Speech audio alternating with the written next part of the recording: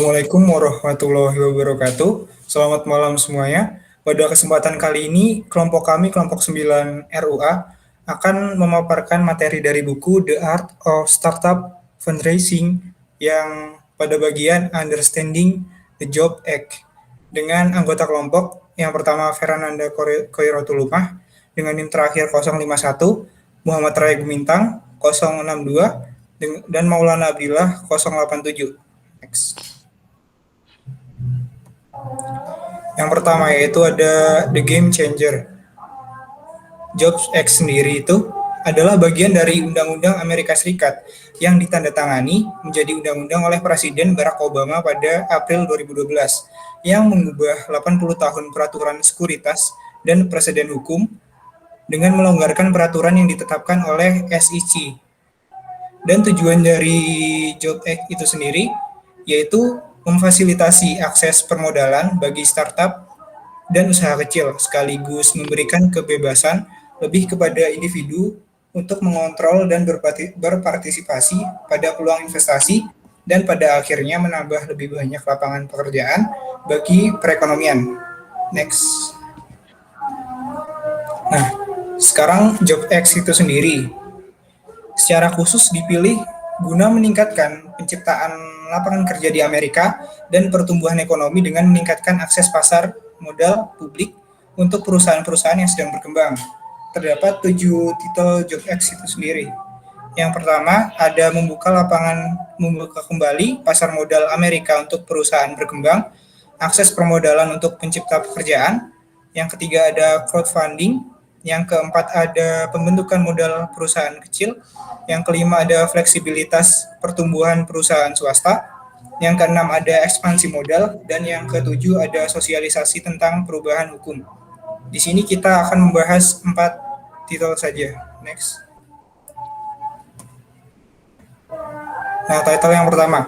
Title yang pertama berfokus pada penyederhanaan dokumen dan persyaratan pengarsipan untuk perusahaan yang sedang berkembang. Hal ini juga memungkinkan perusahaan-perusahaan untuk tes ombak dan mempromosikan mengukur bunga sebelum mengeluarkan biaya tambahan. Next. Selanjutnya ada title 2. Title 2 yaitu berfokus pada akses permodalan untuk pencipta pekerjaan, yang berarti bahwa startup dan perusahaan swasta lainnya sekarang dapat mempublikasi bahwa mereka melakukan penggalangan dana. Dan juga penggunaan sosial media sebagai mekanisme pemasaran untuk pertama kalinya diperbolehkan dan meningkatkan tingkat transparansi. Adanya title 2 tersebut dengan basis pelanggan yang besar dapat dimanfaatkan untuk dukungan modal berdasarkan peraturan yang ada. Selanjutnya ada hal-hal yang harus dilakukan dalam permintaan upaya penggalangan dana. Yang pertama, hanya mengizinkan investor terakreditasi ke dalam putaran pendanaan. Yang kedua, ada verifikasi bahwa semua investor tersebut terakreditasi. Dan yang ketiga, menyatakan bahwa 506C penawaran yang diiklankan secara publik dilakukan sebagai bagian dari pengajuan formulir D. Next. Ya, selanjutnya saya akan membahas title 3 yaitu crowdfunding. Undang-undang penggalangan dana berfokus pada penggalangan modal secara online sekaligus mencegah penipuan dan pengungkapan yang tidak etis, sehingga memungkinkan bisnis untuk mengumpulkan dana dari investor yang tidak terakreditasi. Meskipun jumlahnya sedikit dalam nominal uangnya, namun meningkat secara kumpulan calon investornya. Masyarakat jadi memiliki akses ke produk keuangan yang menawarkan risiko tinggi dan potensi imbal tinggi serta investasi minimum yang rendah, tentunya setelah diikuti aturan yang dibuat oleh regulator, sehingga tidak semua perusahaan semudah itu untuk mengumpulkan dana dari masyarakat.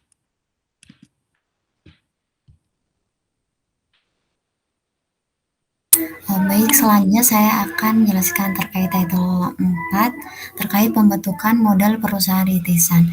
Jadi The Jobs Act ini itu mencakup terkait pengungkapan, penerbitan ekuitas, utang, sekuritas yang dapat dikonversi dan terutama regulasi A+. Jadi yang dimaksud terkait regulasi A+ sendiri itu merupakan regulasi sekuritas yang baru diubah.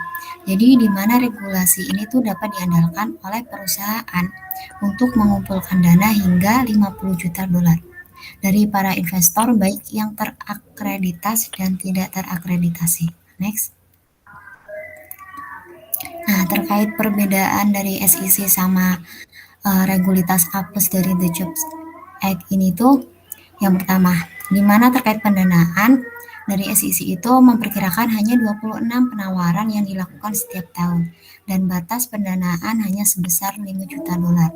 Sedangkan untuk regulasi apes ini, startup dapat mengumpulkan hingga 20 juta dolar pada tier 1 dan hingga 50 juta dolar pada tier 2. Kemudian terkait peraturan SEC ini itu memiliki banyak peraturan tentang bagaimana sekuritas swasta dijual kepada masyarakat umum yang bertujuan untuk melindungi dari penipuan. Sedangkan terkait regulasi apes tersebut itu peraturannya itu masih longgar karena di mana terdapat kelonggaran investasi dari siapapun dan tingkat dokumentasi juga semakin meningkat.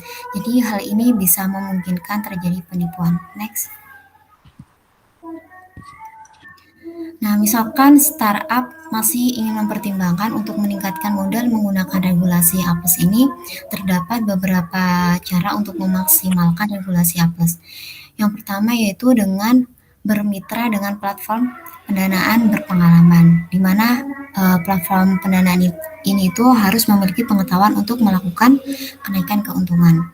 Kemudian penjualan surat berharga kepada masyarakat juga harus dilakukan dengan hati-hati dan sesuai dengan peraturan, sehingga memungkinkan penipuan itu tidak sampai terjadi. Next. Nah, kemudian implikasi untuk startup dan pendanaan dana online. Adanya The Jobs Act ini itu dapat mendukung untuk mendapatkan dana tambahan, yaitu melalui penggalangan dana online dan memungkinkan kalangan investor terakreditas maupun tidak terakreditas atau masyarakat umum itu dapat turut berinvestasi. Namun, di mana startup sebelum menggunakan crowdfunding online ini tuh juga harus memperhatikan beberapa hal. Nah, di mana startup itu perlu mencari portal penggalangan dana online tersebut itu yang memuat persyaratan oleh SEC dan The Jobs Act, yang memiliki rekam jejak keberhasilan di mana terbukti dan dapat memberikan semua perincian tentang bagaimana sih mereka melindungi startup dan memastikan kepatuhan untuk penggalangan dana. Next. Kemudian implikasi untuk investor individu, di mana dengan adanya portal crowdfunding ini itu para investor individu atau kalangan umum atau disebut dengan investor yang belum terakreditasi itu dapat melakukan investasi.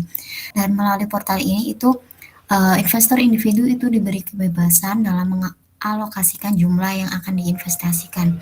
Jadi tidak ada peraturan sebesar apa investasi yang ingin dilakukan.